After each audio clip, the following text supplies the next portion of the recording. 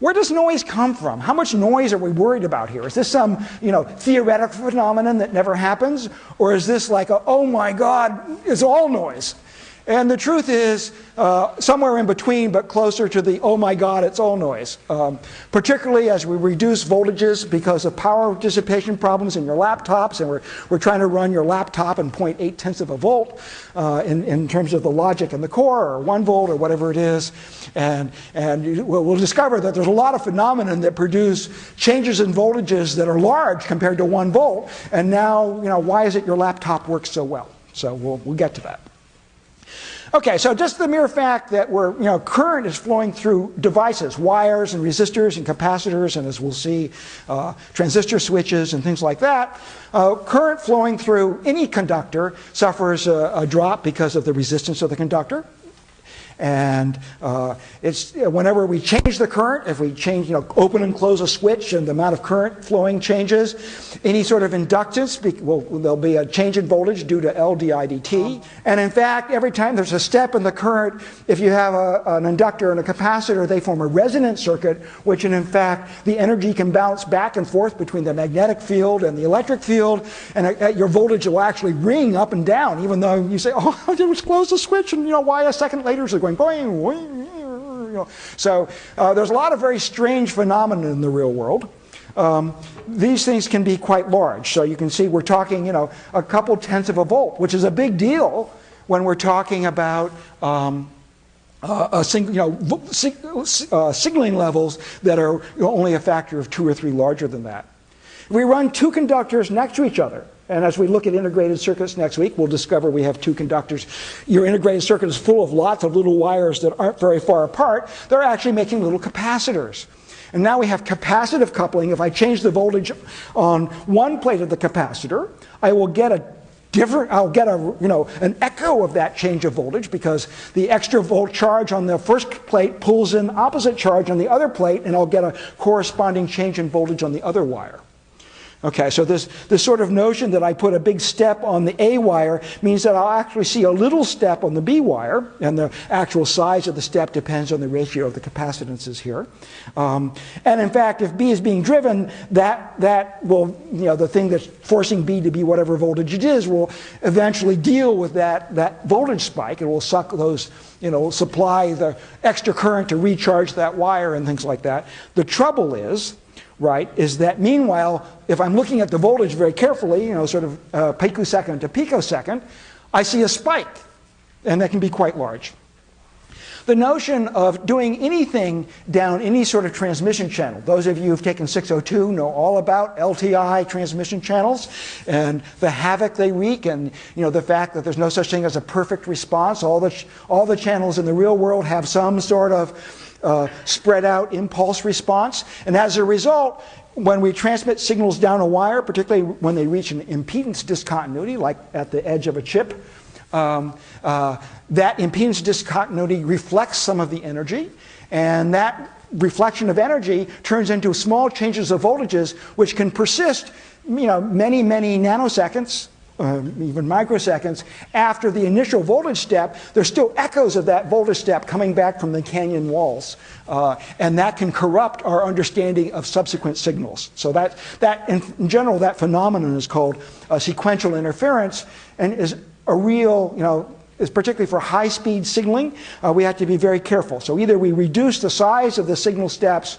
or we try to reduce the slope. We don't put in sharp changes, we put in very slow changes. And it's odd to imagine that the way we make a fast system is with slow signal changes, but it's really true. Okay. So what we're going to do now is we're going to have to deal with noise by changing our voltage specification a little bit. And the way we're going to do that is we're going to, instead of have a single specification for what counts as a 0 and what counts as a 1, we're going to have a different specification for inputs and outputs. And if you look at this diagram, what you'll see is that in fact we have a stricter specification in the sense that we're being less generous, right? So we're going to demand, if you want to output a 0 as a device that's outputting something, you have to output a lower voltage than the receiver will accept as a 0 when it gets there. And that difference between what I output and what you receive is called the noise margin. That's how much a signal can be corrupted on its way from me to you, okay, and it still count as legal for you. And what we would like to do is to design a system for manipulating and generating these signaling voltages to represent information that has very good noise margins. And the big difference between your life in 2013 and my life in,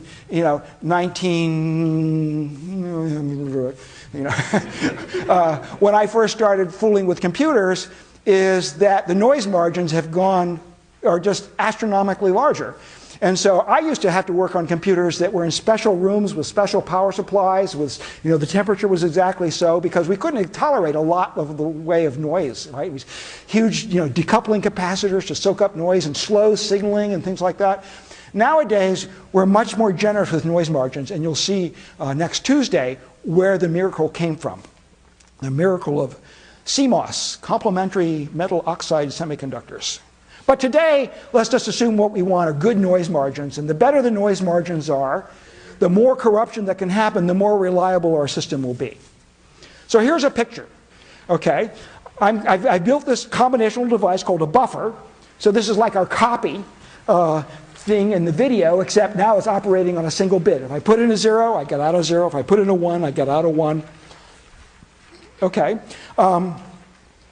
And what I want to do is, if this is a legal combinational device, I'm going to run an experiment. I'm going to hook it up in the lab. This is not a fast thing. This is something I can do with a power supply that I control with my hand and a voltmeter.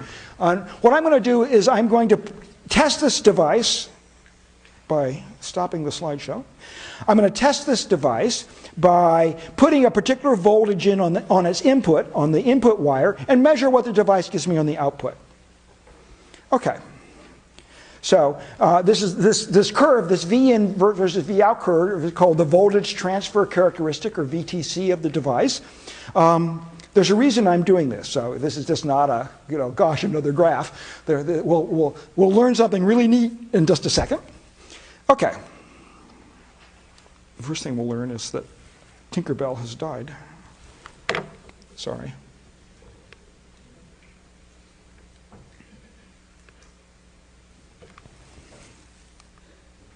Okay, so the first thing I'm doing, so we have this voltage spectrum, right? So just to remind ourselves what that looks like, I'm going to write it out on the board. You should, by the way, become very familiar with this because, almost all the engineering in the first part of the course, we have this signaling discipline where we have these output specifications, VOL and VOH. Okay, and inside of those, between those, we have the input specifications, and they're always in this order, okay, from low, in our case, from low voltages to high voltages. And in fact, this is what's called the low noise margin, and this distance here is called the high noise margin. And in fact, we take the lesser of those two and sort of call that the noise immunity of our signaling system. Okay, so I've just written those on the graph, just showing you, and then I'm going to shade in some regions. And I claim that any combinational device, if I plot the V in versus V out curve for any combinational device, that curve will not pass through the shaded region. So I'm going to sort of pause for a moment and say, why? Why, if my V in versus V out curve actually went into one of those shaded regions, would I say, that's not a combinational device, off with your head? If I were the Red Queen. Yes? I'm sorry, were you raising your hand? Or? Did you have an invalid input signal giving you a valid output signal? Well, that's almost right, except I think you've got input and output reversed. Okay? What the shaded region represents is a region where the input voltage is in fact legal. It's a valid input low, right? It's below VIL. It's below everything below this on an input should count as a 0, which means the device is now obligated to produce a legal digital output. Okay, and if it produces an output that's between VOL and VOH, in other words, if it produces an output that's somewhere in this forbidden zone, it wouldn't be behaving as a combinational device because it would have a legal digital input but was not producing a legal digital output. Okay, so if in fact I go measure this device, I get a curve that looks a lot like that. So this is a non-inverting device. Low input produces low output, and a high input produces high output. There's corresponding devices which are inverting devices. A low input produces a high output, and we'll sort that out next time. The thing that's neat about this graph, and here's the final message that I want you to take away, is notice that the region here, this region that the curve has to pass through is narrower than it is high. Okay, what we're saying is that these two guys are closer together than those two guys. And the reason they are is because we put in a noise margin to deal with the crappiness of the real world. That's a technical term, of course. Okay, and you say to yourself, okay, this is a big deal, Chris. It's pretty obvious that that's narrow. But that tells us something about what sort of devices we can build to be legal combinational devices. Because what this means is if I look at the slope of this curve, if I look at the V out, the delta V out for a delta V in, okay, at some point along in this device curve, that slope has to be greater than 1. This device has to have gain. And more importantly, a gain greater than 1. That means a small input change produces a bigger output change at some point for some range of voltages, input voltages. Okay?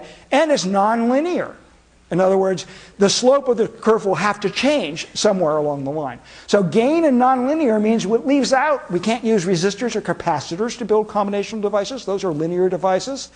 There's just a lot of things that basically, a lot of electrical components that you know about, which we can't use to build digital logic. We're going to have to come up with a new one. Okay? And that's really the goal for the next lecture.